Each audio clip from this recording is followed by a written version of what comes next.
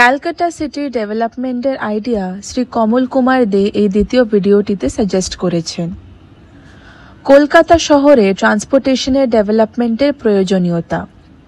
ট্রান্সপোর্টেশনের উন্নতির জন্য যানজটের হাত থেকে বাঁচতে কিছু প্ল্যানিংয়ের প্রয়োজনীয়তা আবশ্যক। প্রথম পয়েন্ট, সিটির ভেতরে রোপওয়ের ব্যবস্থা রাখা উচিত ট্রাফিক জ্যামের হাত থেকে বাঁচার জন্যে। এর ফলে মানুষ তার কর্মস্থানে পৌঁছাতে সুবিধা এবং কমফর্ট বোধ করবে।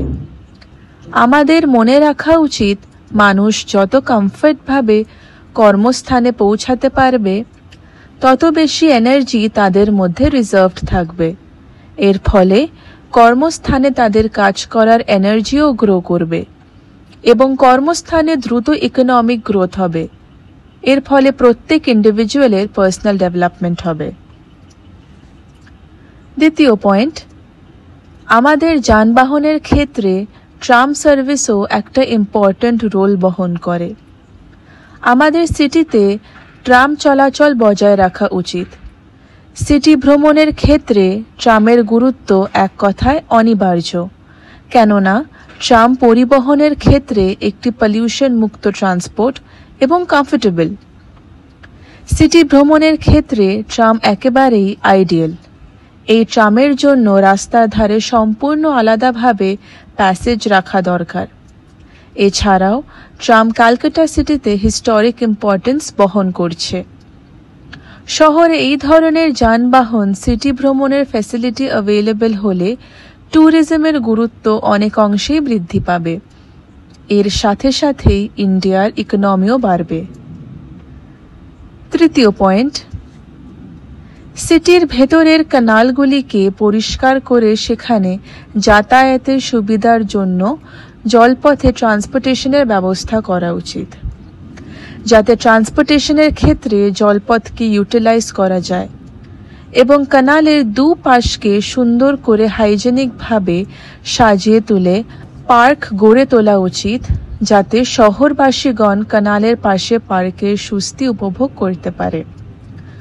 বোট চলাচলের জন্য কানালগুলিতে প্রবাহমান হাওয়া গতি বইবে। এর ফলে কানালের ধারে পার্কের উপস্থিত মানুষরা এ বাতাস উপভোগ করতে পারবে এবং কানালগুলিও সিটির ঐতিহ্য বহন করবে।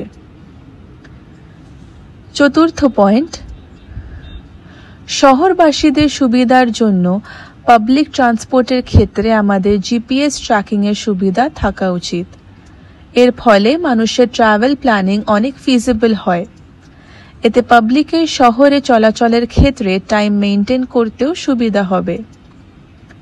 5 নম্বর পয়েন্ট, সিটির মধ্যে হেলিকপ্টার সার্ভিসের প্রয়োজনীয়তা অত্যন্ত গুরুত্বপূর্ণ।